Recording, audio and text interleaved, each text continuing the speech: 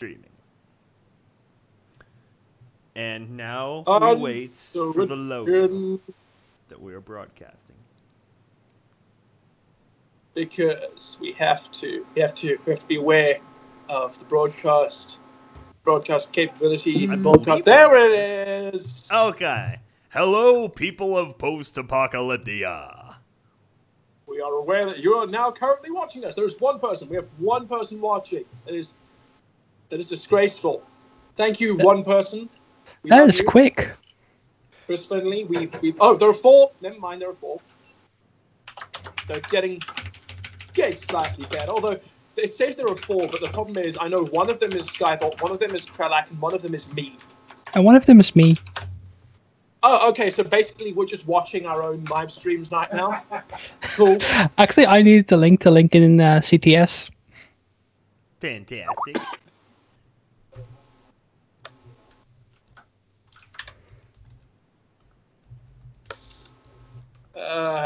Okay, and we are getting unconfirmed reports that Needle will not be here with us this evening for reasons, so that's all right. We got lots of people. This is gonna be great.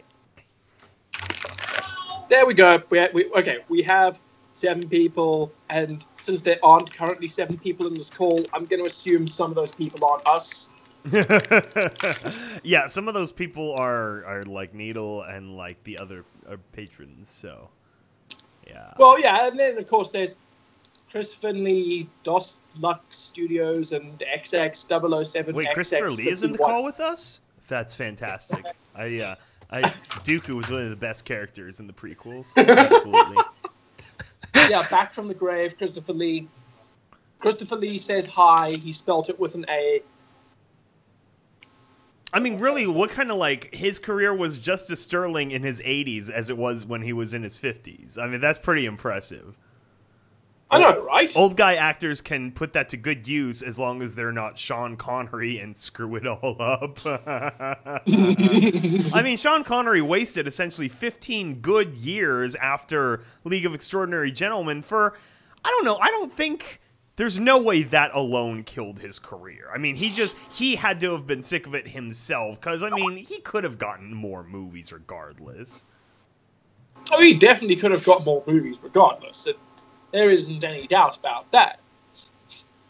So, I don't know. That was still something that's always, like, bothered me. I'm like, you gave up so much career potential. I mean, he could have had cameos in the new James Bond movies. He could have done a lot of cool stuff. I don't know. I'm also one of those people that actually, I thought League of Extraordinary Gentlemen wasn't that bad. I mean, yes, it wasn't good, but I didn't think it was, like total shit tier. I love the visuals and all that stuff. That usually like helped to win me over for the time. I love that like steampunky aesthetic. Yeah, I kind of liked it actually. I barely remember League of Extraordinary Gentlemen. That's part of the problem. Yeah, it was very. I remember forgettable. thinking Invisible Man was really cool, but I was also really young at the time, so yeah. Especially Nemo. Nemo and his the whole sub and everything. That was a really neat aesthetic. He was like a Turk or something. So it's cool. I see Skybolt has returned to doing the normal background. Yeah, I decided last year it was a little bit too gauche. It was horrible, darling. I had to correct for my mistakes. So. Oh God, you should not do a French accent. No, that was like my rarity, whatever. I've practiced French accent. It's also I have heard your French accent before. I've heard your French accent for 4 straight hours in the other thing. See, growing up, it was with Looney Tunes and Pepe Le Pew. That was really great. All right, so since we now have people in the chat who are not us, we should probably. Actually, I think it's your place to do the primer of what's coming, either tomorrow or Tuesday, depending on my mood. Yes, we have Confession 6 is finally done, and it is released for patrons. So we will hopefully have that out published publicly on Monday or Tuesday. And yes, James has to make sure he lets me do it because I have to set some things up before we can do it. Yeah. But since James runs the Patreon, it's given up to James's sort of mood on when shit gets released through the Patreon. So, do I feel like a Monday release or a Tuesday release? I don't know. I think I'm gonna just play with Skybolt's hard made content. Yeah. It's got to be soon anyway, because I just got up against the clock of going for all these other business trips I've got. So thank God, at least it's done. Thank God. And yeah, now the 2-week or 6-month turnover seems pretty finite. I expect it'll be the same for 7, because 7 still needs a few finishing touches. We still have all the submissions for the 7. The VAs. It's been too chaotic and finishing this. So ideally, hopefully that comes out January, February. We'll let everyone know as soon as we get 7 cast and going.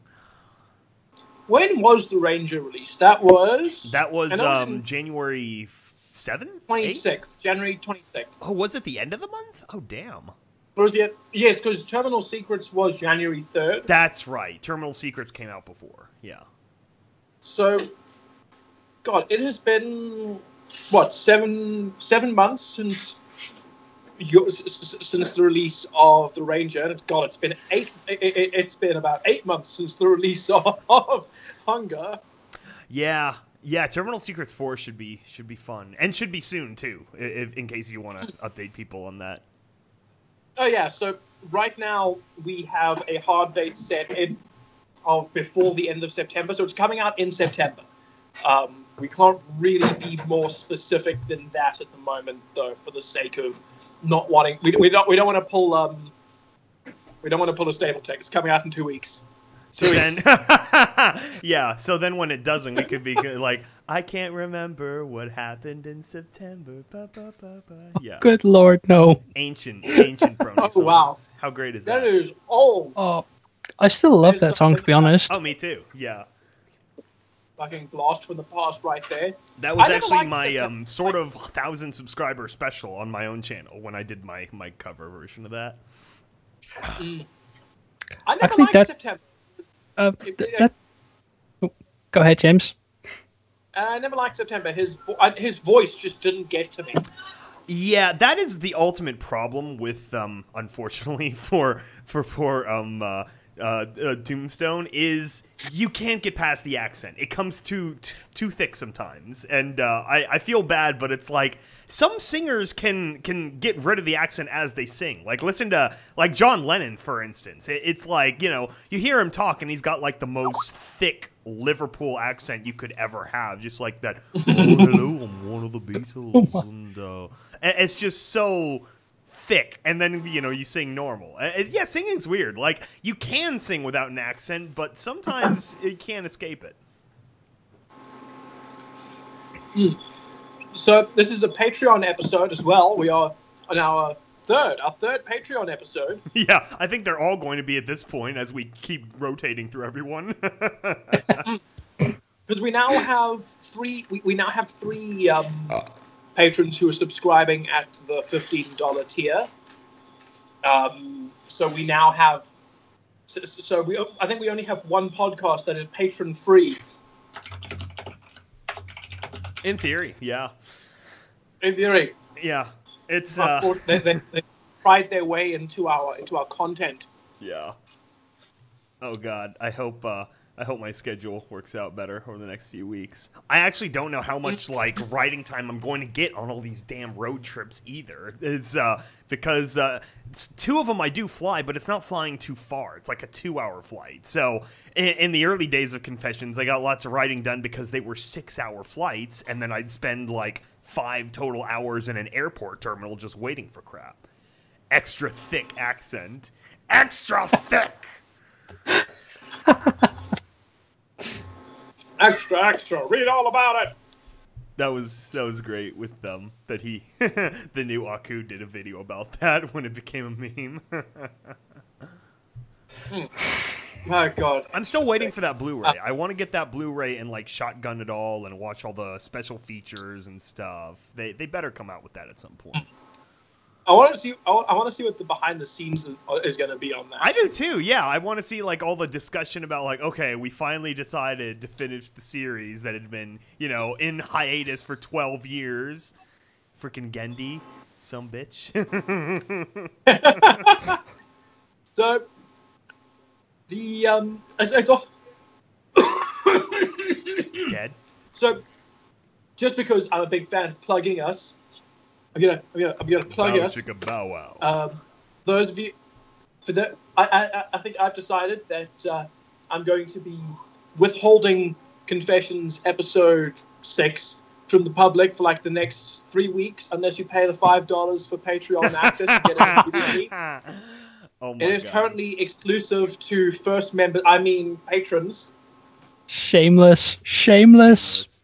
Well, you know, if it were a conventional audiobook, it would be in the $20 range, but it's not that high quality. But it's that long. Well, I'd argue on the quality part because it is. Oh, see, yeah, I try to be humble because I do my best with what we're given. The great part about Confessions actually is the number of in-universe explanations I can use to write away certain things. So that's a massive benefit to me. Like, oh yeah, the microphone, and we had jury rig for the new location, so the microphone might be a little spotty, but it's fine. Oh God, Yeah. yes. That is the fault of another voice actor, though. When you have to cover for voice actors. Oh yeah, You don't no, have to- there was actually an original VA that was selected for the engineer that she had so much background noise that I was like, I legitimately wasn't sure how I was going to rationalize it. I was about to use the idea that like there were panels missing from the room, like they had already started removing them for the new offsite broadcasting station, so you could hear, like, I was going to add like a Wasteland like track behind it, you know, like freaking Fallout, oh yeah, you know, it was just like, it was too much, and I'm like, I almost have to cover by blending in something else. Damn. So but she ended up dropping out completely, and we have lovely Oki instead, so I actually ended up having to do something similar for. I ended up having to do something very similar for behind the scenes, because one of the voice actors who voices he voices the actress who plays Gord. spicy. And his audio recording came out really spotty. Like, he sounds like he is standing 5 miles away and like he's speaking through a mosque. And there was no way to fix it. So naturally, severe. yeah, it sounds except slightly more Jewish. It sounds a bit more like this, darling. Yours must be severe, boy.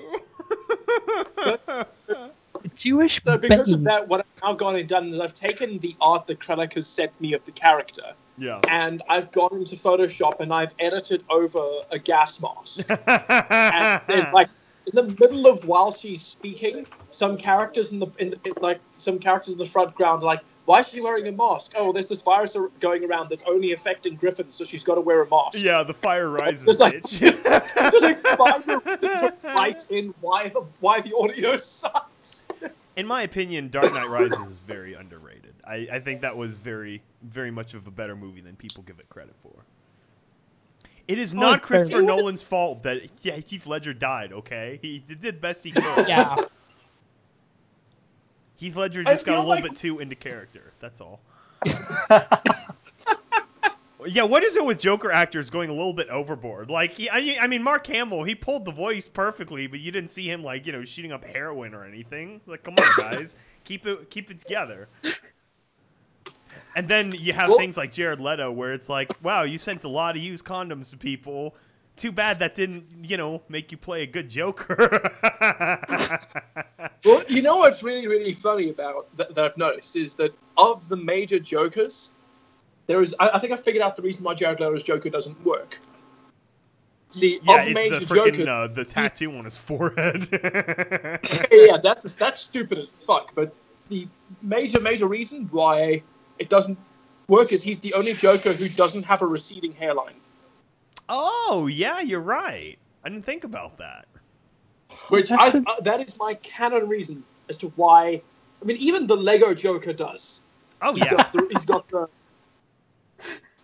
Yeah, that blastback is sort of like it's very iconic now with the modern Jokers. True, exactly. True. Even Ledger had it. So it's kind of like you, and then there's Jared Leto who, oh god. Yeah, but they also cut like 90% of his scenes. I've seen his deleted scenes. They're honestly not that good. No, it's going to be just like with the Batman versus Superman extended cut, which is it doesn't really make it better. It just makes it longer, which is actually worse. Yeah. So honestly, I haven't even bothered watching Batman versus Superman yet. Yeah, it's best to almost just watch like a supercut of the best scenes and then have someone lightly explain to you all the other stuff that really, it's just sad. So we'll see what happens going forward. They got Justice League coming out this year, and they've had plenty of time to make it better, so we'll see what happens. I'll probably just wait for the Cinema Sins version for Batman versus Superman. That's probably a good approach. I've actually heard a rumor that a lot of reshoots were to make the Cyborg character more lighthearted. So it's sounding to me like they're going to take like a Teen Titans approach to the Cyborg character, which I think would be great, except for the fact that, I mean, they already are kind of taking that approach with the Flash character. So, see, now they're going to go overboard, where they're going to make every character silly and thinking, oh, that's the Marvel way, that's the money way, but no, it's not just silly. It's like you can be lighthearted in scenes within each of the characters' bounds. That's what the original Guardians of the Galaxy does so well, is it plays to each character's range. Mm-hmm. So that's gonna be. It might be a dumpster fire. I saw a really interesting video essay, sort of breaking down the idea that the major problem with Zack Snyder isn't. I mean, yes, the fact that he's so grim and dark is problematic, but just adding jokes isn't what's going to fix it, because his biggest problem is his obsession with moments, with what's the next awesome-looking trailer shot going to be? What's the next cool-looking thing or cool-sounding thing that's going to happen? When's that going to happen? And the entirety of Batman v Superman is just it's just stringing itself along to get to the next cool-looking moment without any substance to explain why that moment exists. I mean, he really should just be a director of photography. I mean, it's just like he shouldn't be a director proper. He'd be a fantastic DOP because the shots he frames are absolutely gorgeous. Yeah, no, that is his strength, absolutely. I mean, watching a Zack Snyder film is cool, but enjoying a Zack Snyder film, not so much. It really depends on which film you're watching. Sometimes it's fun to just turn your mind onto zero and just watch it. Yeah. Like Watchmen, although I'm sure to the original comic it is an abomination. As someone who didn't know anything about the original comic, I thought it was all right. It's fine. Yeah. I kind of enjoyed Watchmen. I think it had a lot of it had a lot of points where I was really, really into it, but then it had a few. Like if you haven't read the comic, it's fantastic. Yeah, like that's like the big thing. It's great if you haven't read the comic. I watched it and then read the comic afterwards and was like, "Huh, this is really different."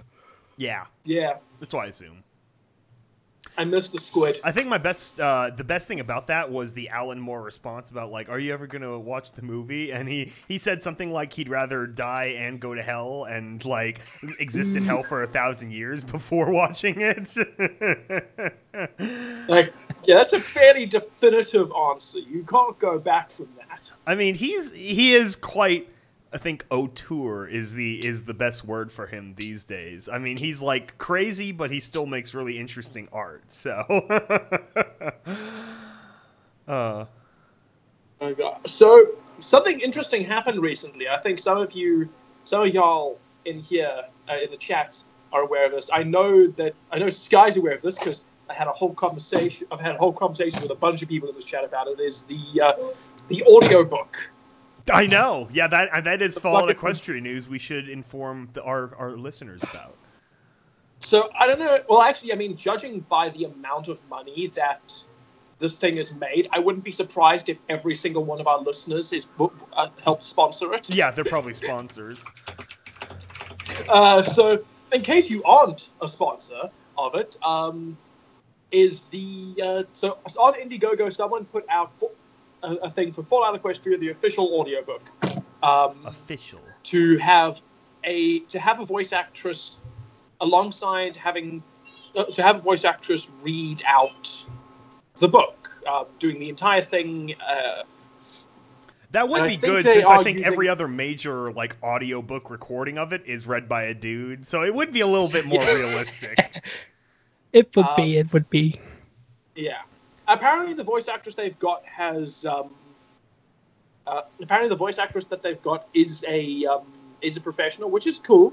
Yeah, I'll be honest. I hope it's someone that's not no-whacking or a fan person. I want someone completely fresh and new for this.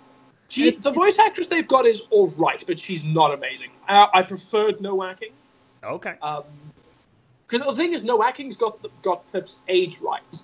This new voice actress sounds a lot older. Oh, really? She sounds like Tara Strong, like she's in mom territory? Well, not Tara Strong, but she sounds like what you'd expect Velvet Remedy to sound. She's more long-throated. Full-throated. But, yeah. So, it's more... And then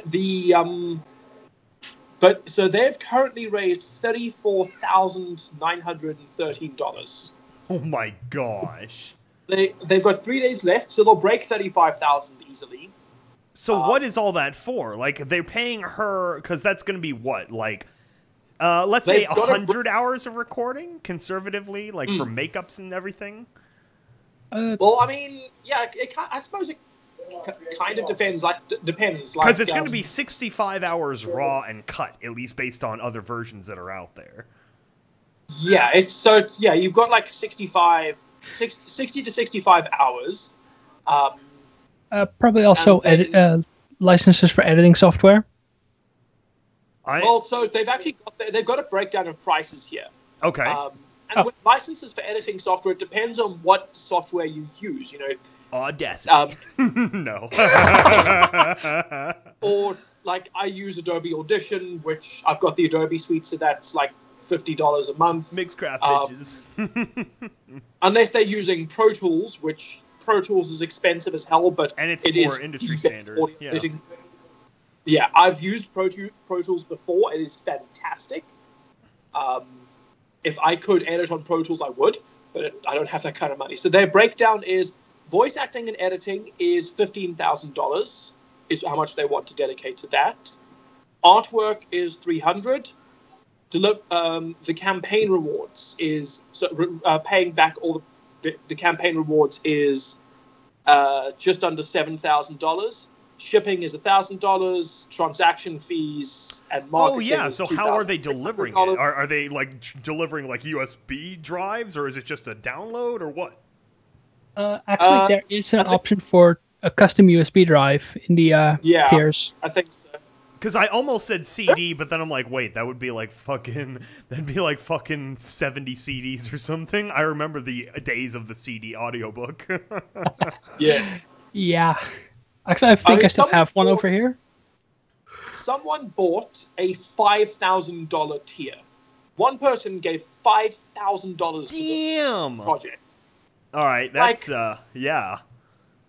That is someone has the Fortune Finder achievement. You and I are.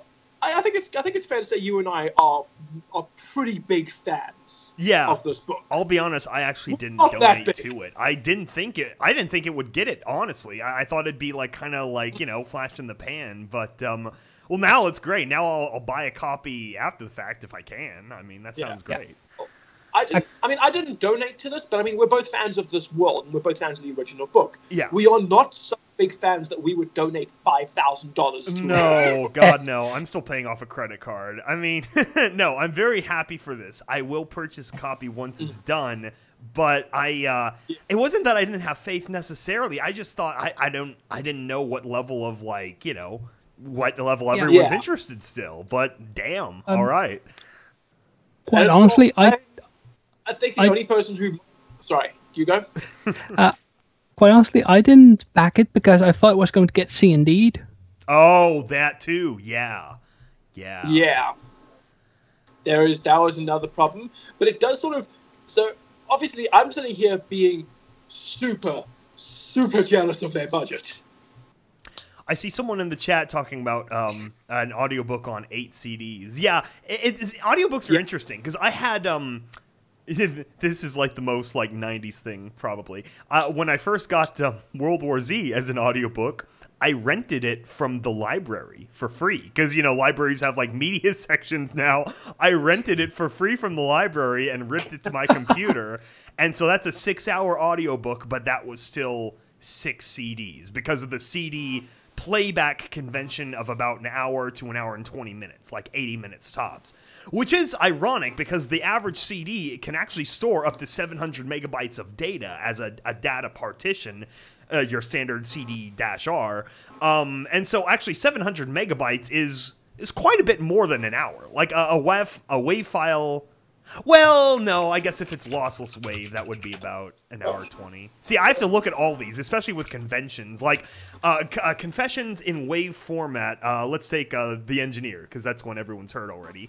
You got about 4 hours, split among 9 chapters, and in total, I think it's a gigabyte or 2. So it's like, that would drift into 2 CDs in terms of raw data, but in terms of CDs with playback, it would be like 4 or 3. Yeah. Yeah, it would be somewhere around. Anyway, that's really old-fashioned. Now everyone has Audible and has no idea what I'm talking about. Actually, I know exactly what you're talking about. If you want to know, fun fact though, data-wise, Blu-ray discs, besides being revolutionary for like, you know, HD physical media format, the average Blu-ray disc I think can store like 50 gigabytes. So, and then of course, I mean, hell, I've got in my cell phone a micro SD card, the micro one that's like a pinky finger nail, 200 gigabytes. So it's like, I mean, you know, it's insane. And how does it hold 200 gigs on your phone? It's the micro SD. I don't know how they pack them that tight these days, but they do. Good lord. Yeah, so I've got like 100 audiobooks on there and all my music, and I've got another 50 gigs to spare. Good. I have 16 gigs on my phone, and those get filled up really quickly. Oh yeah. The typical shit that the phone needs in order to run takes up like 5 gigs on its phone anyway. Yeah, that's one of those things, like, if I were a dictator, that would be one of my petty, you know, my small decrees, is that when you sell data, any kind of data storage to people, you have to list the available data storage. So it's like, if the phone's, you know, software or hardware drivers on there, you can't count that. Or like, if you buy a 1 terabyte drive and it's 912 megabytes available, like, no, they have to compensate for that in the drive itself, so you have 1 terabyte available. That's bullshit. I've always hated that. That is a really, really weird thing to use for your dictator power. It's one of those small things that you just have to, you know, you have to enforce, and people just have to get used to it, so... So there's a question for our live chat. If you were a dictator, what is the most petty thing you would do? I like that. Yeah, what's a good petty thing you would do as a dictator? Not a big sweeping change or anything serious. We're talking about the real bullshit. Yeah, exactly. The real. Oh god, I'm not sure what I would do as my pet peeve, Wendy. I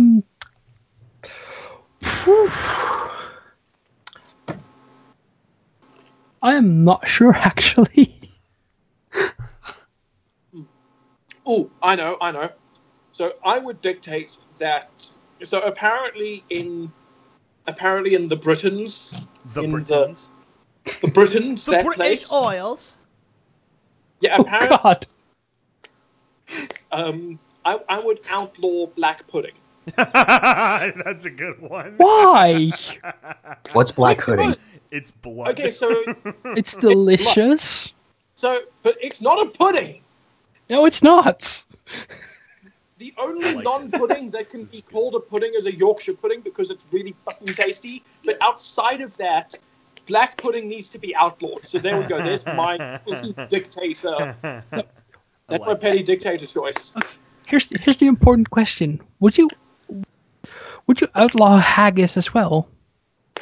If you outlaw haggis, you are basically committing Scottish genocide. So you probably can't do Yeah, that. exactly. That's like all they eat, right? Is haggis and something like that. Yeah, I think that's more or less.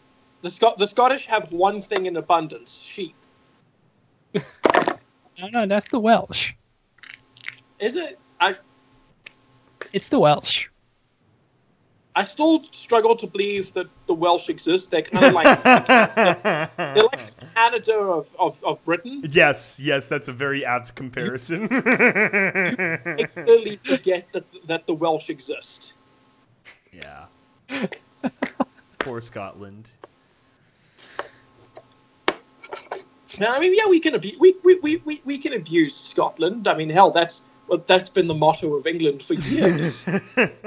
Yeah, I mean the whole uniting of the kingdom was all over Scotland being essentially broke because they tried their little new world shake and bake colony and they burned like the entire royal treasury or whatever to do it. And so they're like, "Oh fuck, hey British guys, you want to team up? Teams time." So, there you go. Teams, United Kingdom of Great Britain. Oh, heavens.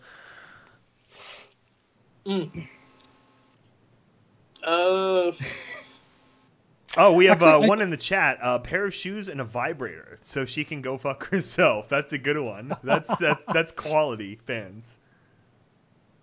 What else do we have in the chat? We've been ignoring the chat this entire time. I'm looking at it loosely. I'd know what I'd do if I was a dictator. What would you do? Mandate the learning of practical skills again. Boo! Boring. I know, I'm boring. Not petty. Yeah, that's Probably. actually a good like thing that could be enforced on people. We're talking about real bullshit that is just like, you know, the personal whims of the dictator. What's some other good ones? I know I would want to choose. I'd probably ban pornography. Okay, we're getting into more serious stuff again. In that case, I'd probably start a sex cult. Okay, cool. Smut Horse has returned. Oh God, no! He actually called me that live on air. Yeah, I've been waiting for the perfect opportunity to call you that. So for those unaware, that is her nickname in the EAST Corp Discord chat. Fantastic. She is. Oh, you know another petty thing I would do? I would What? I would force Universal cereal buses to all actually be universal and make it so there's just one damn USB that they have to use for everything. I mean, how is it not peak irony that the Universal cereal bus has like 12 different versions still at play in the world right now? It's like you get one and then you can change it once every decade, just like Apple. Like, you know, the Applejack, or well, the Apple 32-bit connector, that was a universal serial bus for Apple products. And that was the only problem, is that Apple is their freaking walled garden. So I would illegalize Apple also, or break it up. I know what. Yeah. I've got something else to do for those petty dictator changes. Yes. And maybe you can explain this to me because, you know, engineer or whatever. Okay. So, on extension on your fucking extension cable sets, those.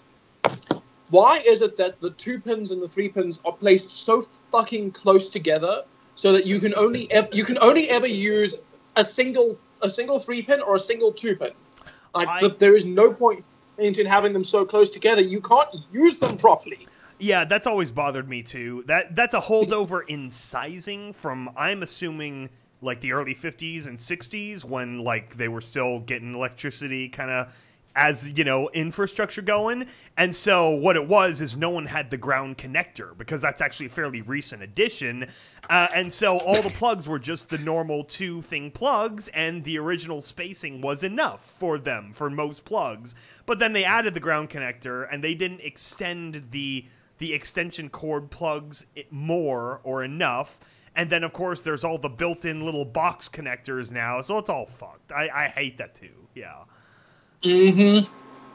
It is so fucking pointless. The first person who manages to get one of those extension plugs that's normal, that works with, that can fit everything in, is going to be a friggin' millionaire. There are some goofy, like, as seen on TV versions where it's like a rotating snake-looking thing, and you can really easily plug different stuff into it. But it's very, like, it's very gimmicky looking, and so you don't see them around that often. Yeah. All right. Wanted in the chat. The one thing I would do is make it so the age ratings on video games are actually in, because then Call of Duty would end up losing 75% of its player base. Bye to all the 13-year-olds playing Call of Duty. Yeah, I mean, what would gaming be if you didn't have 13-year-olds yelling obscenities at you online? I mean, that's the entire industry. To be fair, up until... How old am I now? I don't know. I think I'm 22. 21, so... Oh my god. I'm only turning 22 in November, so that's... Bunch of freaking fillies.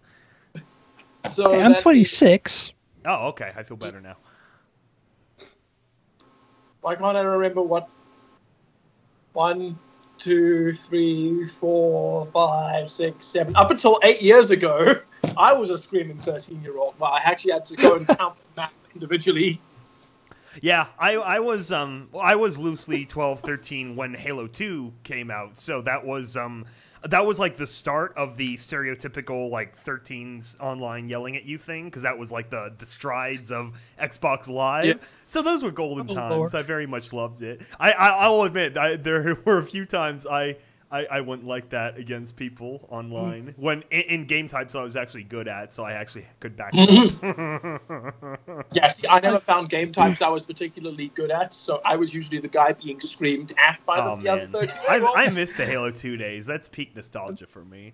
Well, for me in COD, I was usually the person. I was usually the person that enjoyed pissing off the rage people. So like one of the things that COD players hate is camping. Yeah. I was a professional at camping in COD. Like it would make people so mad, and I would just laugh out loud. No, especially if you know someone how inferior they were. Oh yeah, especially if you know someone who's like a sniper wizard and they could just like hide somewhere, and it's just that's it's great. Yeah. I had a friend like that. I've actually never had the Xbox Live experience because I never had an Xbox or a PlayStation. Oh yeah. PC Master Race. PC Master Race and used to be Nintendo Fangirl. Yeah, that's a whole different culture. Absolutely.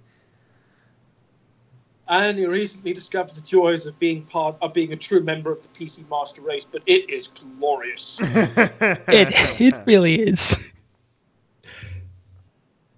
Oh, especially when this game, the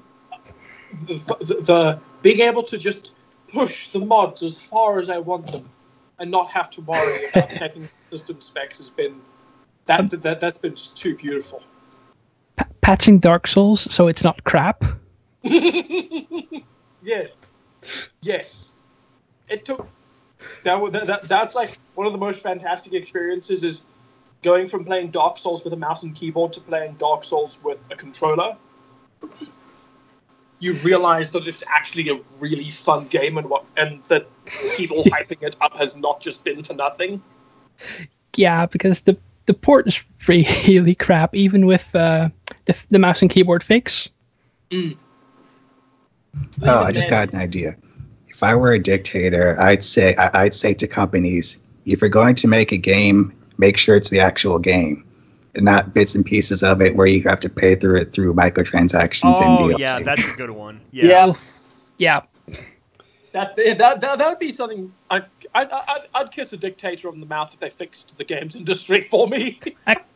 Actually, have you seen the shit with Shadow of War? God damn it! So despite the microtransactions, I'm still unbelievably excited for that. Same actually, but it was like loot boxes in the single player mode. What? Yeah. No, like the microtransactions are so blatant, it's infuriating. But on the other hand, that game just looks so fantastic. There's no way I'm not going to buy it. Like, yeah, I'm probably going to buy it as well but I'm not going to pre-order it. oh god, no! But no one should ever pre-order a game. Yeah, ever. if anyone wants, if anyone wants a PSA, that's your PSA is never ever pre-order games ever. I'd recommend almost waiting another month after they come out and reading reviews and then deciding if you want to buy it. There's actually only one game I've pre-ordered, and that's Dark Souls 3 because. Yeah, I guess if it's a franchise you trust, that's one thing. Like I got New Vegas and Fallout 4 opening day because I knew they were going to be good. But then Fallout 4 burned you. Yeah, but the makers of Dark Souls actually haven't ever fucked up on day one because Dark Souls 1 was done by a different company for the port. Yes, and the other ones were done internally. And at the end of the day, because of the nature of Dark Souls, a terrible port isn't necessarily a bad thing. It's just more challenging. It's just the new difficulty level. Yeah. Honestly, if you can speedrun Dark Souls 1, Dark Souls 2, and 3 are pretty easy. Kralak, you would. Additional thing. I'd also tell the companies there's a fine of $1 million if your game is not finished when you sell it. So you better be sure. You better I'll say you get a fine of $1 million if the game is not finished when release. $1 million. Just like false advertising in general. So like if you get a, whatchamacallit, No Man's Sky kind of situation, then you could have like a civil suit against them, and that would be good. Just to force companies to be accurate in advertising, that would be nice. Yeah. Oh, God. Poor No Man's Sky. Oh, it's supposedly they're releasing like a major like thing for it now, right? Like No Man's Sky Andromeda or something. Yeah, it was like 2 weeks ago. They released a new. They released a new a new patch for it that apparently added multiplayer and a story mode. Oh god, Andromeda, that's a good choice of name for it. Yeah. That's also, I get the feeling that everyone in the games industry is going to be staying away from the title of Andromeda for a while. Well, I think that studio just formally shut down, right? That was that 2K Montreal or something? I thought that was Edmonton. Or BioWare in Montreal, yeah. No, it was the Edmonton studio, not Montreal. Okay. All right, what's the smaller one? Montreal is current. Huh. Yeah, that would and the Montreal studio is the one that's currently working on that really terrible looking Anthem game. I'll be honest, I was really disappointed that Bethesda didn't have a space RPG. That was it Starfield that people had rumors about. Yes. Like, I wanted that, not more frickin' Skyrim. And I mean, we've done the whole Bethesda rant from their B3, but still, we've done multiple Bethesda rants. I think that's essentially just become a new fixture of the podcast. Is that we have a Bethesda rant? Yeah. Oh, don't get me started on Fallout 4, please. I'm just waiting for it. I'll give it a break on bitching about Fallout 4. I'm just waiting for Destiny 2 to come out. Boo! Why? Destiny is an awesome game. Like, I know people didn't like the first game, but I liked the first game. The gameplay was fine, but then my problem with Destiny is that the gameplay was fine, but then obviously the story was shite. And then when the Destiny 2 beta came out on consoles last month, I sat down and played it, and now it's got a story mode, but the gameplay is shite. Yeah. So it's like it's just going sideways at this point. Actually, it's got just a button. No, sorry. Go ahead. And then it's just a horrible design philosophy of the fact that it doesn't feel like a. It doesn't. So many people have pointed out the fact that it doesn't feel like a sequel at all. It feels like a very high budget expansion. Oh, so it's kind of interesting. Yeah, it's also got the very typical MMO flaws in it. Yeah, I've heard rumors that it's basically just the Nathan Fillion variety hour. Is that more or less what's going on too? Yes, but to be honest, the Nathan Fillion variety hour isn't a bad idea. No. That's like he isn't actually on screen as much as you would think. They have a lot more focus on some of the other characters, but whenever he is on screen, it's wonderful. Yeah, it's one of the actual good things about it. The story is fine. I'm interested in the story of Destiny 2, but I'm not interested in the fact that I'm not interested in the fact in them slowing down the gameplay as much as they haven't. I still don't understand why it's an always online multiplayer game. I don't. It should have been single player. I agree with that. It would have probably been more fun was it single player.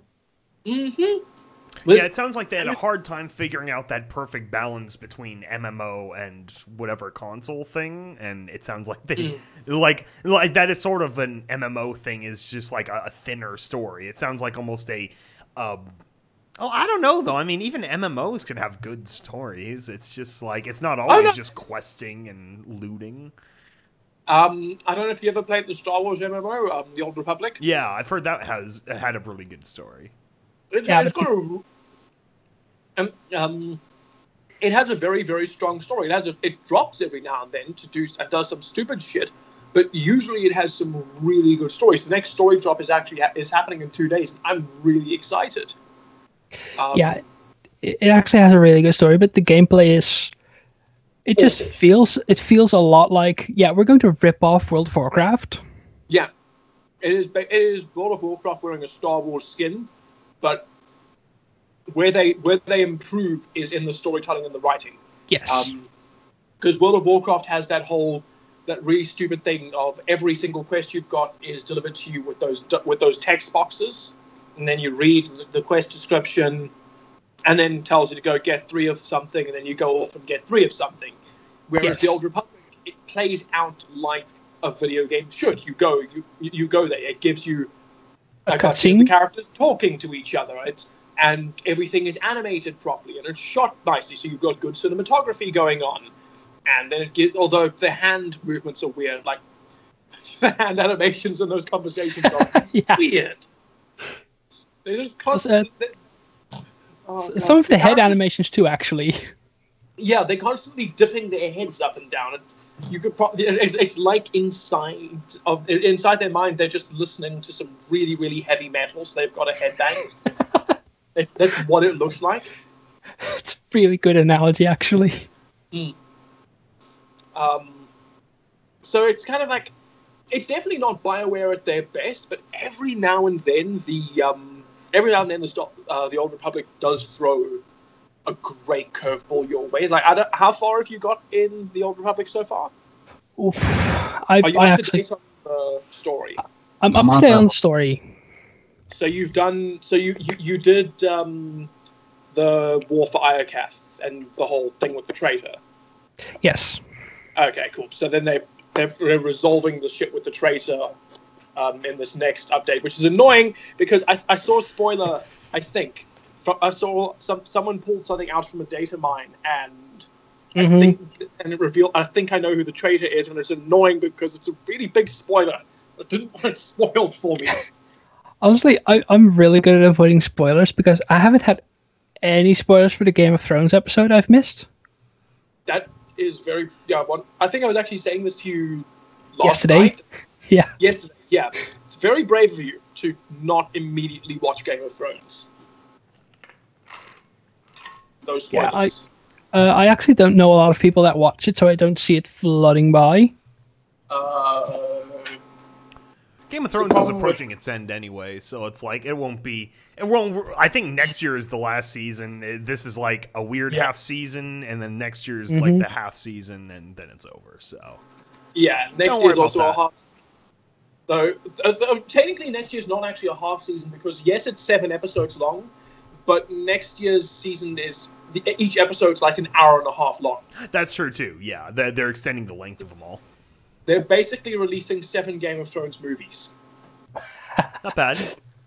Not bad. Which is kind of intense. I would honestly not want to be on the production end of that. Like, I know you've got the whole writer's dream to be able to work on all these things. I would not want to be involved in any part of the production for that last season of Game of Thrones. I mean, they've really built up. I mean, over the seasons, you've seen the size of the production grow significantly. So it's, I think they're they've been gearing up the machine little by little. Well, it's been interesting because I recently started rewatching the series, and I think I sent you a message about that a few days ago. Mm-hmm. I'm on season 3 already because Mm-hmm. it's really easy to binge Game of Thrones. Yeah, Yes, you it can fast is. forward through boring parts. Yeah. It is so. Yeah, you skip everything with Bran in it. Yeah. And while I generally don't skip Tyrion scenes, I've been skipping everything that had Shay in it. Mm-hmm. Shay Shay was awful. Mhm. I'm so glad when she died. And I skip everything with Sansa in it. So basically, I watch half of Tyrion's stuff, all of Tywin and Robb Stark's stuff, and all of Arya's stuff. That's about it. But it is interesting sort of watching, not just watching the characters growing and getting older, but watching as the production value gets better. Like, the cinematography gets so much stronger as the series goes. Yeah. Like, they've got some, every now and then they have a few coolish shots or a few cool set pieces in the first 2 seasons, but mostly it does actually feel like a mid-budget, middle-of-the-range fantasy sort of deal. It's not really till you get to like the more recent seasons where they've got much more intelligent physical filmmaking. Yeah, it's like a massive jump up, actually. Yeah. To be fair, like, the budget does help with that, but just ridiculous things, like the fact that if you go look at the Battle of the Bastards, every single body that was on the field field. I mean, obviously the soldiers running in the army and so on. There was a lot of CG there to just do replications, but the actual corpses, every single one of those was a made up doll. All of them were sort of created with the philosophy of design this character as if he was going to be in a close-up shot entirely by himself. So all the friggin' the clothing was done properly. They all had the right sort of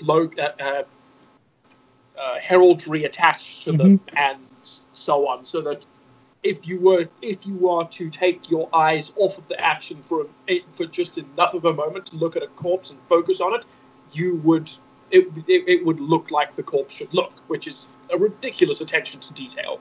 Like, even if you don't like the show, you've got to respect the production ethics. Oh, yeah, that's... Also, interestingly enough, I forgot just how grotesque and violent the original seasons were. Like,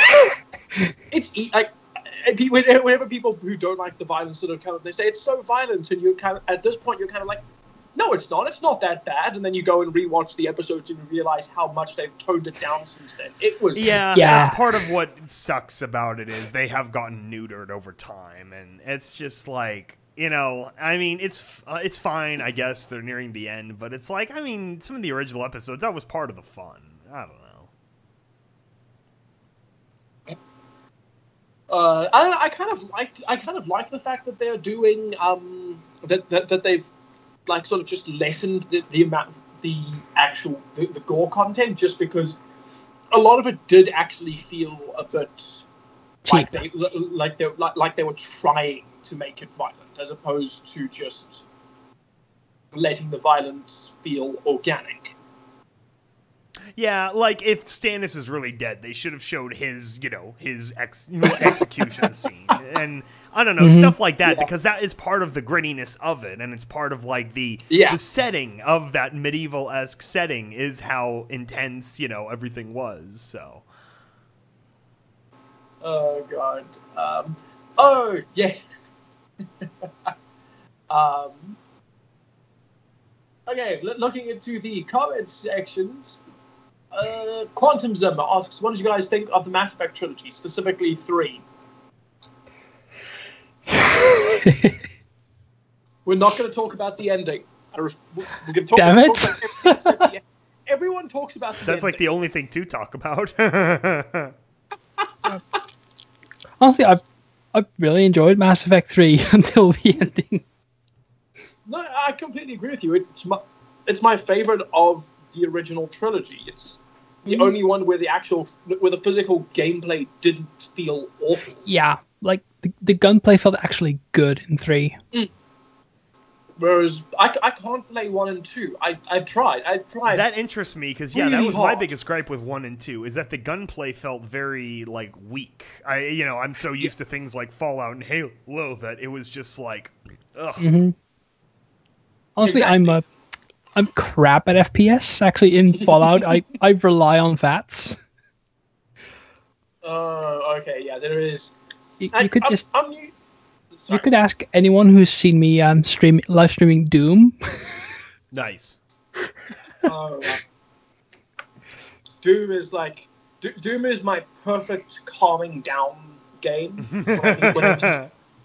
I know it sounds weird. It's the best game for relaxing because there is nothing complicated about it. There's nothing in depth, nothing you need to think about. You just tear demons into pieces. Mm-hmm. Also, the gunplay is so good, even I can do it. God, the gunplay in Doom is perfect. And the weapons just sound satisfying. The sound editing there is ridiculous. Although it is up until recently, it was the best sound editing I've heard in the game. And then I went and played Senua's Sacrifice, and that just blew it out the fucking water. So I don't know if any of you guys played that yet. Nope, not yet. No, you've heard of it, right? I've heard of it, yeah. Yeah, it's been all over the news. It's on the list. It's a really long list. Oh, it's absolutely fantastic. Sky is, as someone who's so heavily invested in audio, you would probably enjoy it yourself. Nice. Because I do like the audio soundtrack. design. I've got that. Well, the soundtrack's kind of cool, but it's more the audio, the editing of the audio sound effects, as well as how they use the as well as how they use the narration. Because your character is insane. Yeah. Well, she's suffering from severe psychosis. Yeah. So when you're wearing headphones, it's really cool because they run like of the 6 or 7 different voices, you have like 4 voices running through your left ear and 3 or 4 voices running through your right ear. So they're all, and you've got them all speaking to you from 2 sides of your head. Oh, interesting. That's cool. Yeah. So it really that helps sounds you creepy. get. It really gets creepy. And what they've also gone and done is that they have. You can kind of tell that the voice actors and voice actresses have recorded their lines at different distances from the microphones. So like the major voice that you hear is pressed right up against the mic. Her mouth is you can almost hear her mouth touching the microphone. She is so close. But then you have other people who are really fucking far away from the mic. So instead of just turning the volume down, you've got that proper. They're sounding far away. So when you play the game and you've got all these voices coming from all different directions and from all these different distances, it really helps you sort of get immersed into the into the mind of this character. which games typically don't focus enough on. Actually, a lot of productions don't focus enough on doing interesting things or doing exceptional things with their sound. It's kind of just like a, hey, sound. The sound's here. We need the sound, so the sound's in. Sound's done. Yeah. It's like how Doom actually increases the pace of the music the better you do. Exactly. It's absolutely fantastic. The audio side of that game is absolutely fantastic. Nice. I heard the actual gameplay is very classical too. Like they really tried to capture that original Doom feel because it is so different than normal FPSs in the fluidity of the violence. Yeah, like when I first saw it, I thought the what do they call the glory kills would be really annoying, but they're really satisfying actually. And they don't mesh with the pacing at all in my mind. Yeah, you actually keep the momentum going, which is awesome. And actually, I kind of enjoy the slight break it gives you. Like it's just like a half a second. It's enough to breathe. Because in Doom, you do kind of need time. You do need a moment to breathe every now and then. Yep.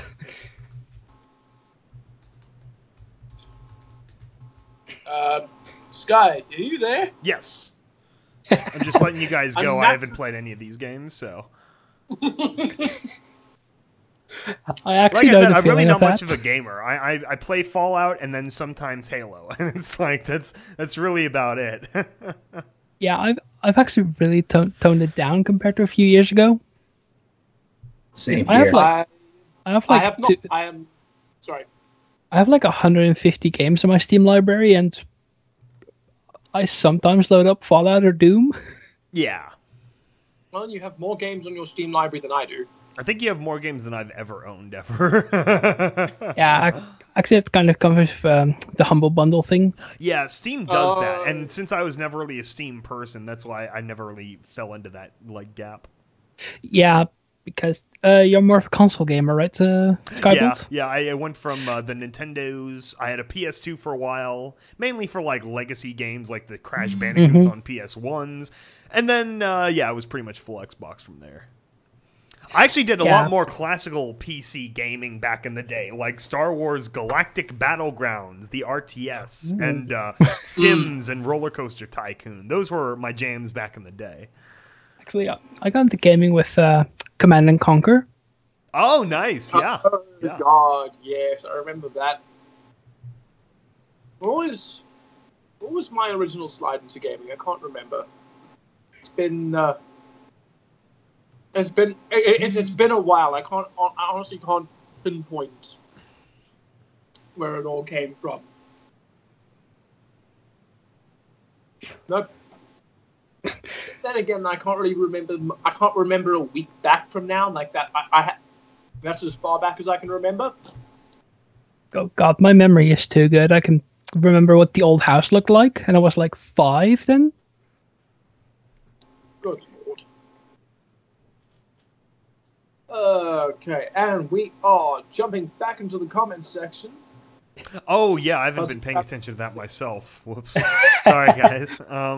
Let's scroll back. Mass Effect 3. Wants someone to get off of his lawn. Apparently, I'm 12 years old. Get off my lawn. I actually have a lawn for people to get off of now, so that's great. That's what shotguns are for. So, Cherry. Yes. Don't you play Stellaris? Oh yeah, there is the solar eclipse tonight too for North America. That should be fun.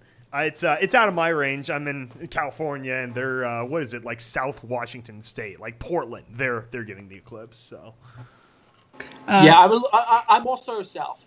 I'm also fairly south. Actually, Kralik, I play it like once in a blue moon. Oh, so what empire do you usually play as? A hive mind race of space elves. Nice. Of course, who wouldn't be a hive mind race of space elves? I play space furries, canines, because why not? I'm not surprised by that at all. I am not making a comment. That's like kicking in an open door. Yeah, it's fantastic.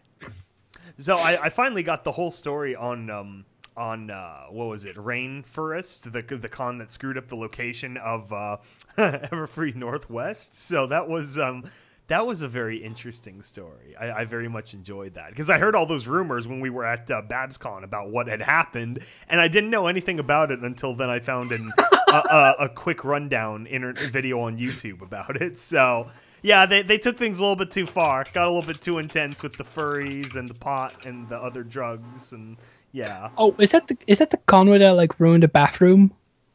Yeah, and there was supposedly a glory hole, and there was like diapers and stuff, and it's like it was way too much, guys and gals. It's just so yeah. Now no like any kind of cons are allowed in in that Hilton anymore. I don't think. Wait, what happened? A bunch of furries ruined like cons for the Seattle Airport Hilton for everyone. So. Oh yes, I remember that. Yeah, I remember seeing. I remember seeing a video about that. Actually, yeah. I saw what was it? It was a breakdown on the Internet Historians channel. He did a very great video on that. Damn, is it only 1 hour in? Man, this weekend is going like, I don't know. This is like an eclipsed time for me. It is a long weekend. Finally getting confessions done, and all the other crap I've been doing this last couple weeks. I thought my new job would be more, would be easier to start with, but I'm immediately getting hit with a whole ton of crap. So, yeah, we'll see what happens with everything. I know the feeling of that, actually. So, who remembers the good old days of the Brony fandom? Oh, dude, it was I was one of the OG Bronies. This is good times. There's no such thing as good old days because EAST Corp wasn't a thing in those days. That's true. The fandom starts when we started. Exactly. Well, hell, even the good old days of Stable Tech were like, that was like 3 years after joining Bronies for me. So it's several phases of life at this point, which is a little bit disturbing, but you know. Actually, I got in the moment the series actually aired, but I didn't start writing until like 2015. Yeah, more or less for me too. I mean, I vaguely got into the series, but I got into it more once I started writing. And I started writing mostly because at the time I had sort of I'd come to the realization that I wanted to be a writer, and I was just looking for someone who would accept me to write with them. So it was that was kind of just a case of, oh, they're looking for writers, I'll join them. They weren't actually looking for writers, by the way. They were looking for storyboarders, but I had no idea what the fuck I was doing or what anything meant at the time. So I just assumed storyboarder meant writer. No, I mean, the fandom really was like a snowball. It's like then once you have enough of an audience, then you want to do more, not only to the audience, but also because it's like then you've got a feedback system, and it's like, you know, you can really test your craft. That's what I've been like taking it as. So it's like once confessions and some of this stuff is done, then I can go forward into normal writing and stuff, and hopefully have all those skills and learned experiences. Yeah, I'm actually doing the same thing, but with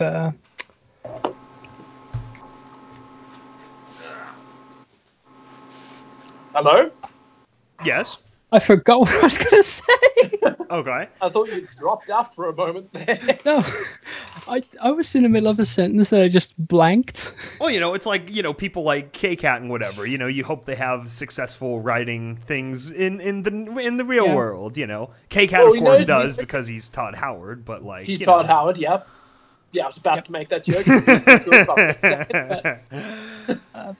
But I mean, I kind of figure writing for a fan base is I liken it to when you're just starting out in a band.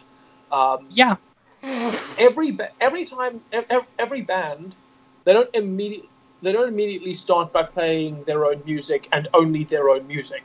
They do covers of other people's music, and then that way they can get everyone. That way they can get the band. You know, there's a nice flow between them. Everyone's in sync. Everyone's working well together. Yeah. And more importantly, it's getting people through the door to hear their original work.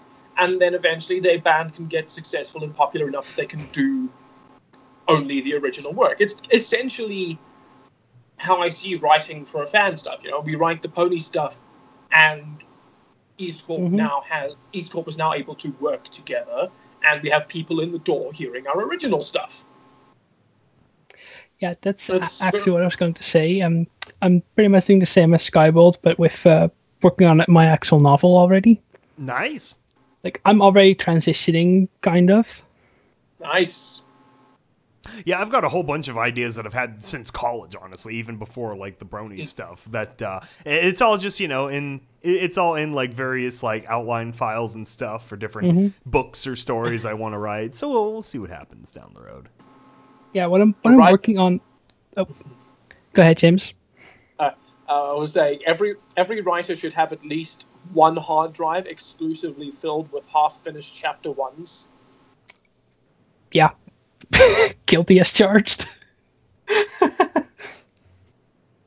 got a whole bunch of them. It's just part of the process. Actually, for what I'm writing now, the one of the inspirations was Fall of an Empire. The song between Skybolt and the L Train. Oh, yeah. That's a good thing to take inspiration from. I still feel like bitching at Skybolt about the fact that his best writing didn't go to EAST Corp. Yeah, no, that was an idea I had cooking for a good year and a half before L Train finally wanted to do something like that. So, yeah, that was a long time. My inspiration was George Lucas. At least, well, yeah, that's where my inspiration for writing came from. I think there's a dangerous words. It's like poetry, it rhymes. You mean original George Lucas, right? There's an original George Lucas. Yeah, his name is Lawrence Kasdan. Yeah, true story. Of the original movies, which one's your favorite? I'll save you some time. It isn't A New Hope. Well, my favorite one is 3. Them are really dangerous words. Revenge of the Sith. I'll be honest, I have a hard time. Yes, Revenge of the Sith, because that's basically when all the Jedi died.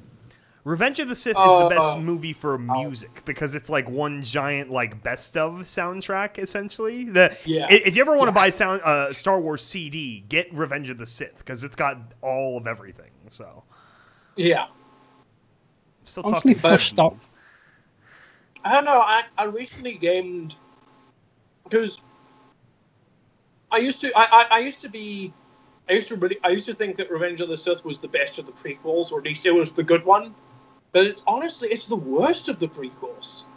Because The Phantom Menace is still kind of good in my mind. Like, yeah, I was about to say the same thing. Is The Phantom Menace felt more genuine, and I think, unfortunately, George Lucas took the reaction to it really hard, so he kind of overreacted for 2 and 3, and you can feel that. Like, Phantom Menace really does feel genuine, like he's trying and putting the best foot forward. It just didn't work out because he was so big by that point. He had only yes men. He didn't have anyone that could like correct him or like, an Irvin Kershner or a Lawrence Kasdan to rein him in at the time. So yeah, because someone should have probably told him that Jar Jar Binks was a bad idea. Yeah. And it's like, yeah. At least the Phantom Menace did some stupid shit, but it did kind of up it. It did kind of have a lot of those really, really cool moments. Pretty much everything.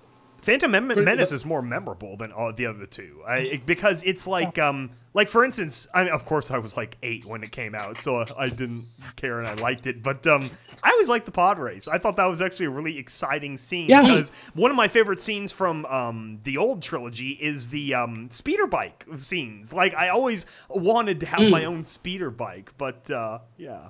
That'd be awesome. and the pod race does kind of call to mind a little bit of the Death Star trench run.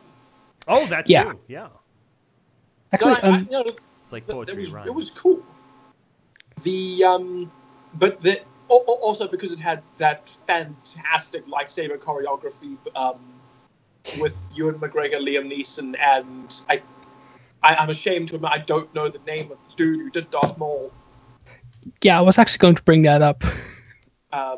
because just that is without a doubt the best fight scene in all of Star Wars. Yeah, I would have actually liked to see more of Darth Maul in the entire movie, actually. Oh, no kidding. Mm-hmm. Yeah. That's like the one thing that everyone, even the people who hate the prequels, are like, more Darth Maul, please. Yes. Darth Maul. Although, to be fair, the Clone Wars then went and delivered him in spades. True. Which, damn, yeah. I think if you watch the prequels with the Clone Wars like sort of together, then it all comes out a lot better. Because they kind of spent a lot of time with the Clone Wars trying to fix the prequels. Yeah, actually, that's the great thing about the Clone Wars series is it took all the raw information from the prequels and it actually built it into a very well put together narrative and series. And that's why another thing I can never give the prequels too much crap is because the Clone Wars series out of it became so good. Mm-hmm. Yeah. And honestly, the Clone Wars series is my favorite thing to come out of Star Wars. It does feel like the proper format for Star Wars, unquestioningly. Well, I think I honestly, I do think that film is the worst medium for Star With Yeah. Because it can't tell a long, complicated story with only 2 hours of screen time. But it works. It fits so well into comics and video games and very well into TV shows. Yes, because Clone Wars is really awesome, actually. Yeah. I wish Rebels felt as good as Clone Wars did. Oh god, I don't like Rebels at all. Yeah. What's wrong with Rebels? The animation is so shite. For one, that's like that. But also, Rebels just feels too. Because Rebels is focusing on a smaller group of characters who are essentially bound together. I agree. Don't. The stories it tells are a lot smaller, whereas the Clone Wars you weren't just following the story of Anakin Skywalker. You were following Anakin, you were following Obi-Wan, you were following all the different Jedi Masters, you were following you were following the older clone troopers, or you were following the younger clone troopers fucking everyone loved that. That's the thing Rebels desperately needs is a B and C group of people that you're following. Like, they should have had an entire B storyline of people working in the Empire, like the average Empire Joe, that would show a lot more dichotomy to it, and it would give it a lot more depth. And then, when you have the occasional Vader walking by and choke some guy out and he dies and now you're in command, like, that would be really cool. And, it's it's something they tried to do more in Clone Wars, but of course, the mouse, now that the mouse is in charge, he's got to tell you what to do. One of the best Clone Wars episodes was the one where they showed the Separatist Senate. Yes, exactly. Episodes like that, or the whole banking clan episode arc. It's like, yeah, it's dumb and it's such deep politics and crap, but they made it work well and they made it an interesting story. And honestly, it's kind of realistic. Like, a lot of wars are basically run by the bankers funding one side or another or both. Well, it's like it's really funny that one of the things that we complain the most about with regards to Star Wars was the fact that the prequels were too heavy on the politics. But honestly, some of the best episodes of the Clone Wars were the ones about the politics. Yeah, because there is actually a lot of stuff going on there. Because, the idea of Palpatine, working both sides of the war was interesting. It just wasn't fully executed in the confines of the 3 movies. But then when you open that up with the Clone Wars series, it's so much better. Because the series had time to dedicate multiple episodes into him fucking with the banks and fucking with the politics. And I love the fact that the Clone Wars series is entirely non-linear, so that you can have an episode in season 1 which is 20 minutes and 20 minutes of Palpatine fucking with the politics, that's fine. You know, it's a small amount of time. You've only lost 20 minutes of your life to it. If you didn't like it, it's fine. No one gets too angry. And then they might only continue that episode they might only continue that episode in like season 3, or they might reveal that episode was like the second part of a 2-parter story and they'll only do the first part later. Like, I love the way they fuck with the timeline in that show.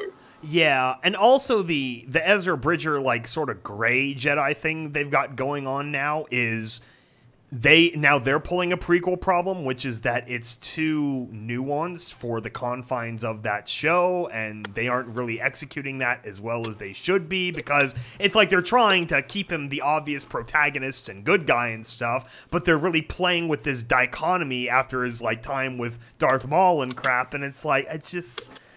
I don't know, that they gotta self-correct somewhere. And apparently the Thrawn stuff, the new, you know, rebooted Admiral Thrawn in the series and his new book from still Timothy Zahn is really good, and I'm sure that's great for all the, you know, extended universe fans. But I'm not an OG Thrawn guy. I never grew up with any of those books, so it didn't really strike the same coal for me.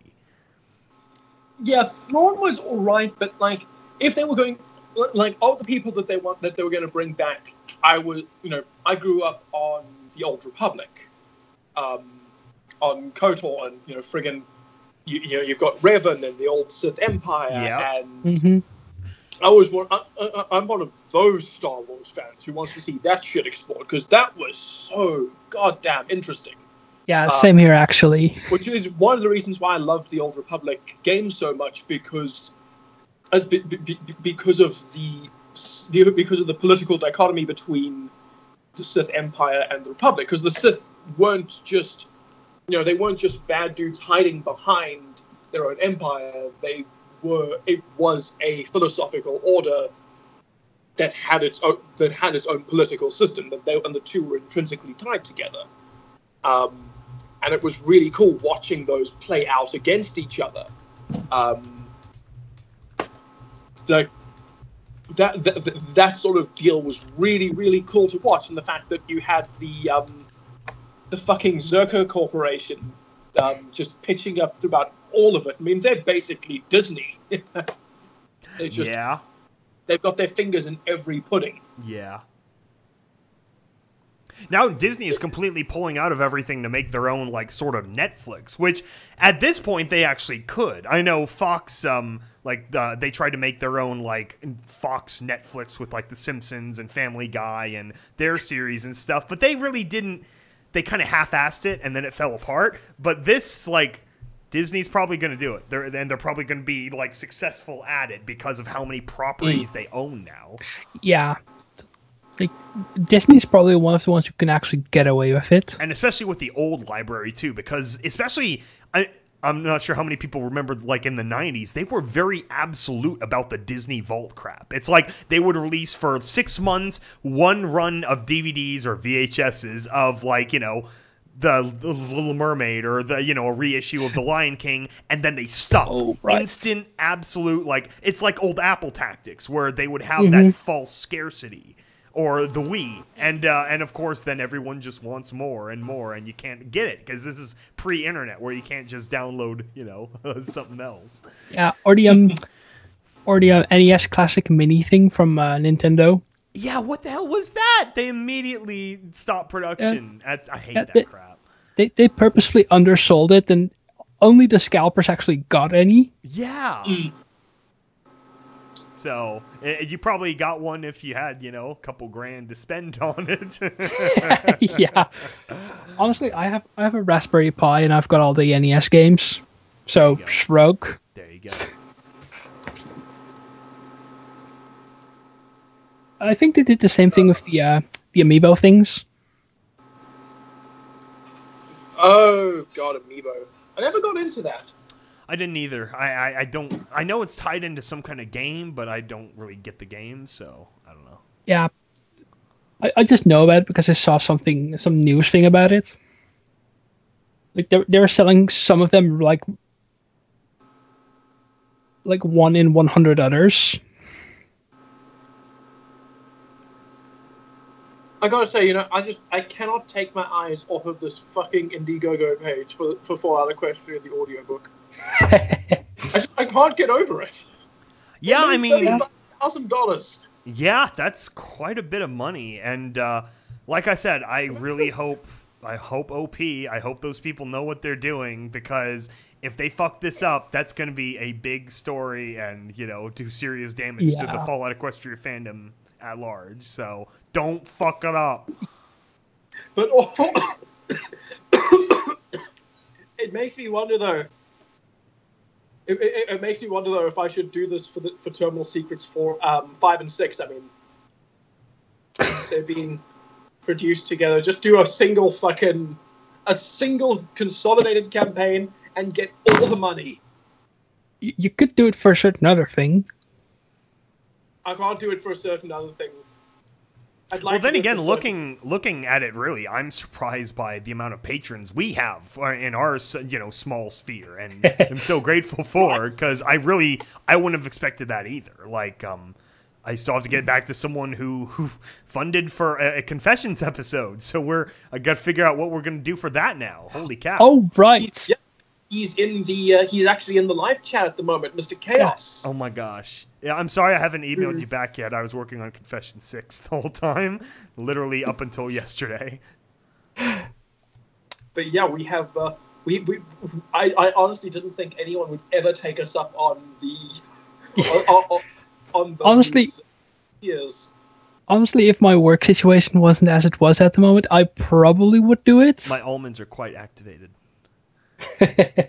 So yeah, we're gonna figure out how that all works. That's I think it's probably gonna be like 45 minutes. Like we'll give a little bit room of play, because I know it's stated as like half an hour, but we'll have fun with it. It'll be interesting, like outfill too, because the Confession story has such a definitive overstory now. This might make it a little bit more realistic or whatever. Yeah. I might actually do another Wasteland Survival Guide chapter, because that was really fun, actually. Yeah, no, that's good variety too, and we're trying to fill out every single section of the Wasteland Survival. Like, especially me, I really want it to be a full functioning Wasteland Survival Guide. So, actually, I don't know if James remembers this, but I had another idea aside from chems. You did? Yes, the AI thing. Oh, the AI thing. Yes, I do remember that now. And I know I have a whole batch of stuff coming up next too that should be fun. So, no, I was going to say something, completely forgot. Like me, I just completely blanked out. Yeah. Yeah, no, I've completely blacked out. How are we only on episode 22? It feels like we were further than that a few days ago. Yeah. No, 22. So because we had a few like extraneous things in the middle, like all the BabsCon live vlogging, the new sort of executive vlogs and podcasts, and then things like HawkCon and my little live tests and stuff. So we have a few things like that make it feel even longer. I've still got to finish my executive vlog. There, I've got it like mostly done. I just need to sit down and edit it. It involves all sorts of wonderful things, like a box force and me being locked inside a boot and being locked inside a boot again. You're actually putting that in there? I shot the footage, so I might as well use it. Oh God! I'll make that. See, I'll actually fuck it. I think I'll try. I'll edit that together this week and I'll make it public. It'll come in after Confession 6, maybe a few days afterwards. So are you going to frame it as being kidnapped, or? I haven't decided yet. I think the one video clip is me. It does feel like does look like I'm being kidnapped. Actually, I think the second one doesn't. Actually, the first one you posted, the first thing I was, is he being kidnapped? I was seriously thinking you were going to be like, send help, please. Please, I'm being kidnapped, and obviously the best way to tell people that I'm being kidnapped is by sending a video off of my cell phone over to my patrons. That's how I tell people I'm kidnapped. Who needs to phone the police, right? Yeah.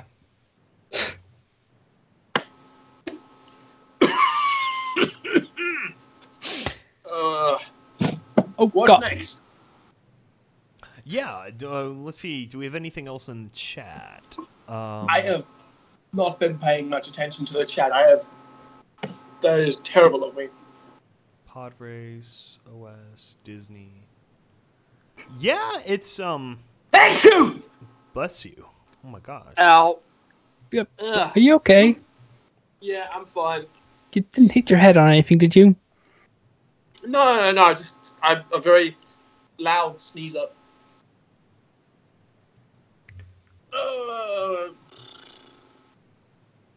Something about fiends. Something. Nope. I've decided that our live chat has become. Our live chat is not being interesting enough. So if the live chat doesn't get more interesting, we're gonna have to hang up. Oh, hey, Esplee.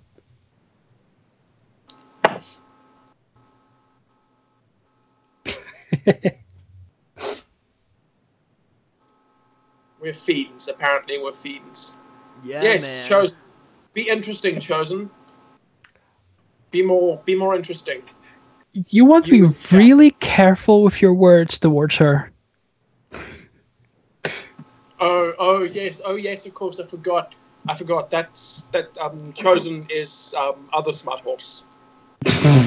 Oh. No, that's my title, okay? No. You're smart horse. She's other smart horse.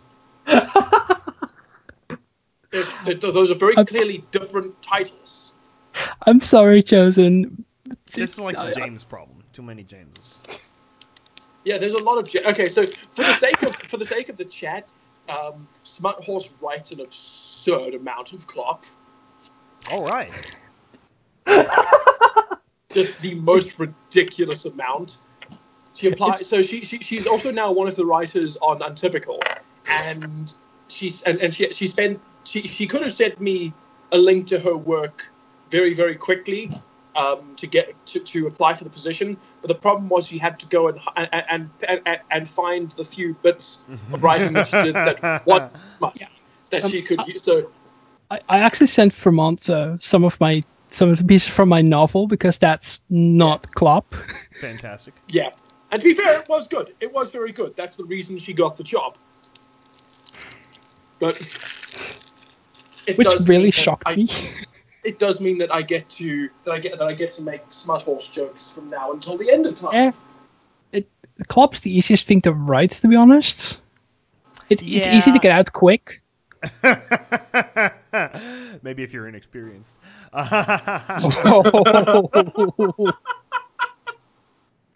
I think Skybolt's projecting a little bit there. No. Actually, 6 months working on a sequel to one of my stories. Nice. One of the chapters, it started off as 5K. Right now it's 20. Nice. No, that was a premature joke. Yes, Skybolt, you need to be careful about being premature. No, that's not a problem. So yeah, writing's fun. Writing the plot, writing the smut. All I'm thinking of now is that we have the Valentine's Day episode of Wasteland Survival Guide at some point, which we've already been discussing ideas for. So that's gonna be interesting. Yeah. I'm not sure why we didn't have it before. I think we were all too busy with Confessions and Terminal Secrets wrap up to really have it in mind. But now we have planning in advance. It's gonna be crazy. Yeah, because just the beginning of this year was ridiculous. Yeah. January we hit like every stride. In January, everything was rolling off the assembly line like at full production. I mean, technically, we did. Wait, we did actually have a. We did have a Valentine's Day special because that was Come to Me. Oh yeah, the podcast. Oh yeah, Come to Me. Also the little poem thing. Yeah. Yeah. That was technically our Valentine's Day special, which wasn't very romantic, but it's romantic-ish. It's And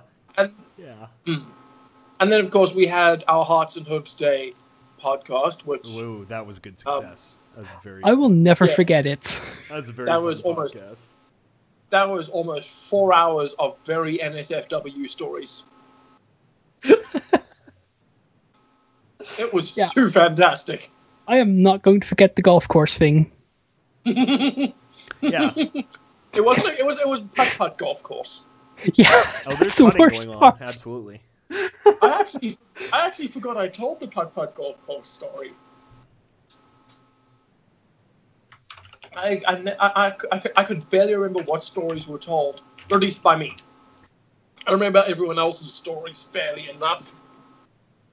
I remember the general things, but I was so out of it that night that I actually don't remember too much of it. I gotta listen through that again sometime. I left slightly early, so I missed at least half of Oakhart's stories, which I regret now because Oakhart's stories were some of the best.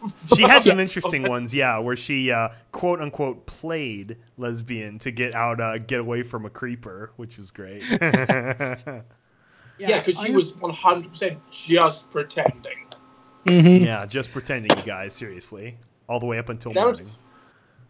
I made the mistake of listening to that podcast on the train. Oh, no. Yeah, it's awkward. So I was dying laughing. Yeah. Everyone was staring at me. Well, that was the... It's that always becomes problematic when you are listening to something that's really, really fucking funny, but you've got your headphones in. Mm-hmm. No one else knows what you're talking about. Yeah. Yeah, because the podcast usually requires context. And because it's this podcast, you typically don't want to know the context, especially in that, especially if it's from that Valentine's Day podcast. No, there wasn't a giggle fit. There's not going to be a giggle fit, Fuzzy. I kind of feel like I really wish YouTube would keep the live chat's comments in the actual video comments after you. I do too. I don't know why that can't be a thing. Just state what point in the video, the time it was commented. That seems very simple to do. Because it does make this a little bit more awkward if you're listening back to this podcast after. After we've done it is good though. It forces people to show up when we're broadcasting. Actually, it's a lot more fun when you show up for the live chat. But if you're not there for the live chat and you hear us talking to people in the chat, you'll have no fucking clue what's happening. Yeah, it's just one of those natural evolutions of live podcasting. Yeah. Have either of you have used SoundCloud? It'd be even better. It'd be even better if they did SoundCloud, where the comments just show up on the side of the video. Yeah, although SoundCloud's all right. Because we used to we tried to run ourselves through SoundCloud for a little bit right at the beginning, but it's just not a. Yeah, it's really weird. It's really weird, but it's also really difficult to get traction on SoundCloud. So, I posted up, I think there are 3 episodes from the Anthem logs on SoundCloud. Between the 2 of them, there are 10, 14, 17 views. Yeah, it's like a whole different kind of community. That's what it's just something I never understood, which is why I never really tried to forge my way in there myself.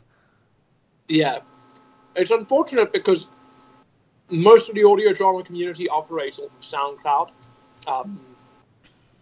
They're not the biggest fans of YouTube, so it's kind of like trying to make headway, and that is on YouTube is difficult, but not impossible. But I hate SoundCloud. Yeah, I've always hated the format of SoundCloud and their application. It's that's why we put our stuff on Bandcamp, which I think is much better structured myself for download and distribution. So I don't know. Yeah, it is. Also, I'm dying.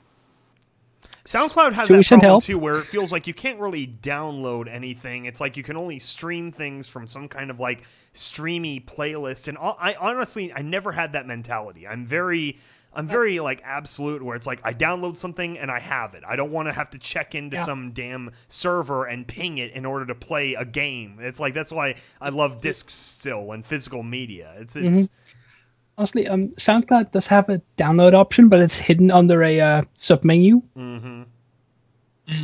And it also lacks a download all button for a playlist. Yeah. So Yeah. I don't know. Because I downloaded an audio reading of Fallout Equestria Starlight and had to download all 45 videos manually. Oh god. Well, I kind of wish YouTube would just add in its own freaking download setting. So we have now had we've had a patron who this technically counts and technically doesn't count, but I absolutely love it. We have one patron who really wanted to. I think he wanted to binge our content, but didn't have good Wi-Fi. And I don't know if anyone here has noticed this, but we have a lot of content, especially when it comes to things like confessions episodes. Yes.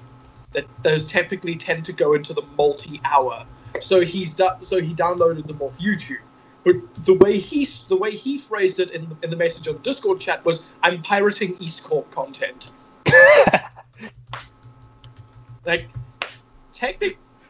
It's technically pirating, but it's also technically not, because he's a patron. Yeah, it's But a bit whatever, weird, actually. We have our first pirate. We've made it. Woo. We've got. Yeah, congratulations. Welcome to the big leagues. We have one or two stalkers.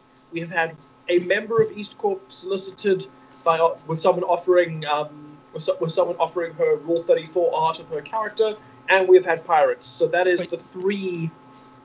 I still want more fan art. That's the ultimate thing. Is I want more fan art of our fun characters.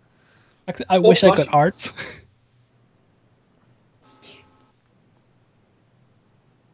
I'm so freaking excited to see the release. Not necessarily the release, but because Needle's making good headway in the Battle right. Blade plushies. YouTube does have a download option, but it's YouTube Red only.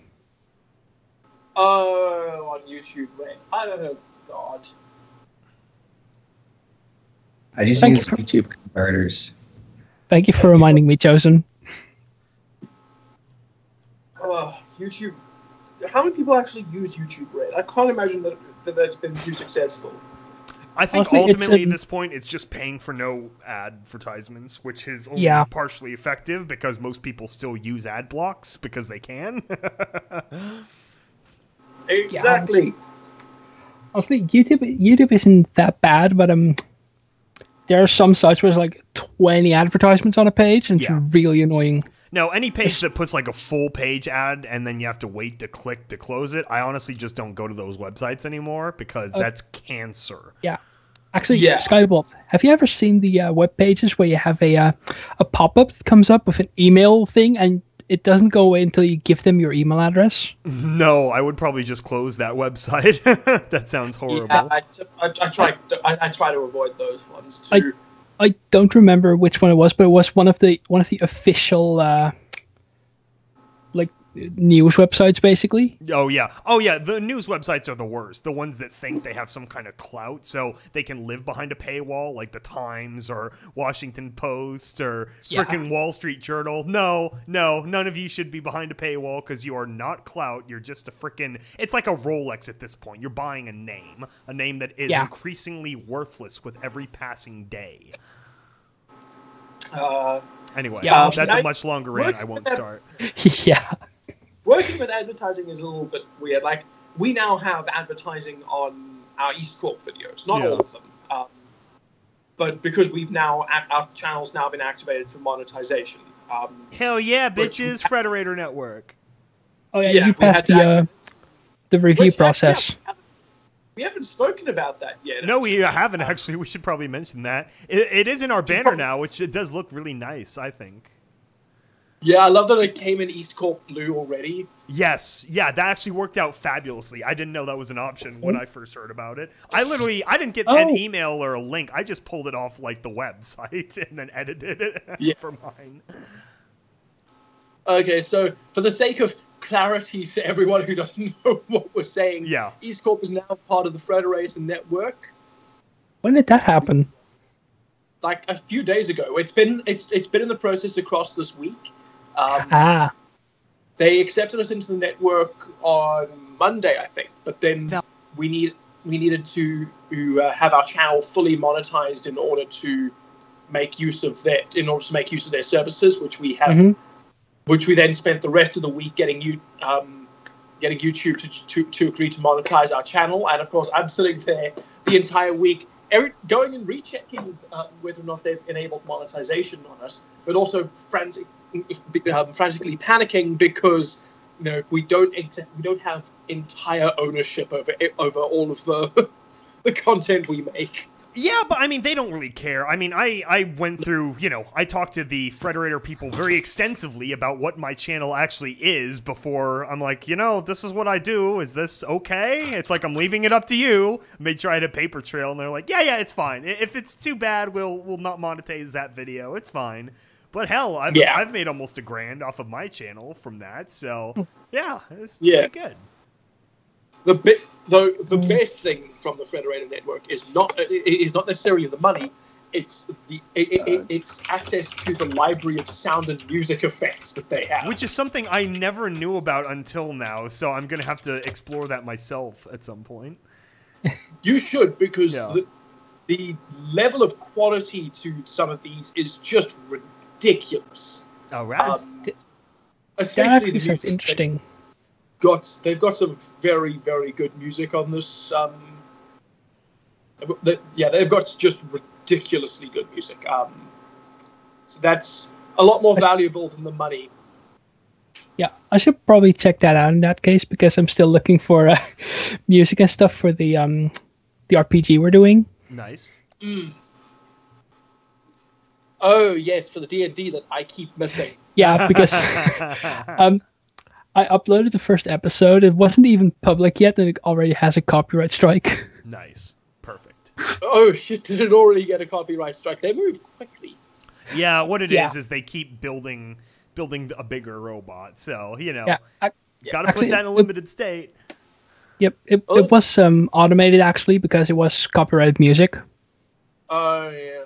Because the intro that Splee made... The intro that's Splee made with the DJ Pony broadcast. Yes, I remember now. It did have that. It did have music to it. Yes, that song is what got it struck. Well, I think what I find really funny is that in Terminal Secrets in 1, 2, and 3, I've made use of copyrighted music. Not covers of copyrighted music. They contain actual copyrighted music in them. Yet. None of them have been hit with strike. Well, not strikes. But none of them have been hit with any sort of copyright notification. But Skybolt's covers of some of his songs, not all of his songs, just some of them, have been caught by the algorithm. You know what makes the difference? It's if I use an official instrumental or like a karaoke instrumental. Like none of the karaoke ones are in there at all. But if I do use an official one because they sound better, then you get boned. Yeah. Which what I find is really, which is fine. Side, I don't fight it. Yeah, and on the bright side, we are actually still allowed to monetize them. We get like 80%, I think, of revenue off of it, and then the original creator gets 20%, which is a good deal. I mean, they're getting all of they're getting all of 2 cents. Yeah, I mean, I just signed up because it's like I was making zero money from my channel, so it's like if I make some, that's great. So I just got the email one day and just went with it. Exactly, same with that. But it's also, I think it's it's also just pretty cool to have that little banner floating there. It feels a little bit official, yeah. It feels like you're getting a little something. Although, as Sky has said, it does look like the guns on the banner are trying to fight off the branding. Yeah, I thought that was very fun. Actually, I'm just gonna peek at that then. Yeah, it was good contrast too for the whatchamajigger, the profile picture at the upper left. Then I put the Frederator logo at the upper right, so it's got nice symmetry. Yeah, it actually looked really good. It fits shockingly well, actually. Yeah. Yeah, that's just the native blue colors, which worked out great. Jerry, I'm still working on your commission. It's coming along nicely. Cherry Garcia. No, Greg actually calls me by my D&D character's name. Nice. Yeah, I just call her Cherry. Oh, by the way, speaking of D&D, you almost left my character to die. Nice. Good. Yeah. On a landmine. Leave him to die. Just don't. You can't keep him anymore. He got saved by a griffin, unfortunately. Yeah, well, there's a reason for that, because you'll see soon enough in our next session. Oh God. I'll try and be at the next session. By the way, Chair, I did give you a hint as to what is happening. I know. All right. I know it's a little bit early, but I think I'm going to have to call it a night on this podcast because it is 10:30 and I am a wimp when it comes to staying up late. Yeah, I'm getting pretty tired myself, to be honest. Same, actually. We have passed 2 hours, so we are past our minimum podcast recording time. Yeah. Which, that feels about right. Although, episode 20, we were weak because we did an hour 56 minutes. Yeah, that's roughly where we're at right now. I'm looking at the timer on the YouTube, which is like 1:51, so... All right, cool. So let's all sit in silence for 9 minutes. Ready? Go. I mean, some of the original podcasts were like that, too. It really just depends on what it is for that day or that week. I don't know. If Sometimes we have to. Yeah, sometimes you just run out of topics. Yeah. Oh. Yeah, exactly. Next week should be fun because once everyone's heard Confession 6, then we can talk more about that, and I can go into details about all that crazy shit. Oh, God, yes. I can say I already love what I've heard, so... Yeah, I think it's, especially near the end, there's some good... I don't want to say that there's twists, but it's like there's some surprises near the end that people should enjoy. Yeah. Cherry hasn't got... Cherry, Wendy, whatever it is she likes. Yeah, we won't talk about it yet. Yeah. You'll get to it. She hasn't reached any of the twists. So... Yeah, thank you everyone for joining us. We will talk to you more later next week or whatever. Like next week, it'll be like right before I leave, so it should be fine if we do it like the same time. So yeah. Yeah, because next week we're doing Snowfire again. Yes, yeah, we circle back now. Also, thank you for having me today. Absolutely, yeah. I was super terrified.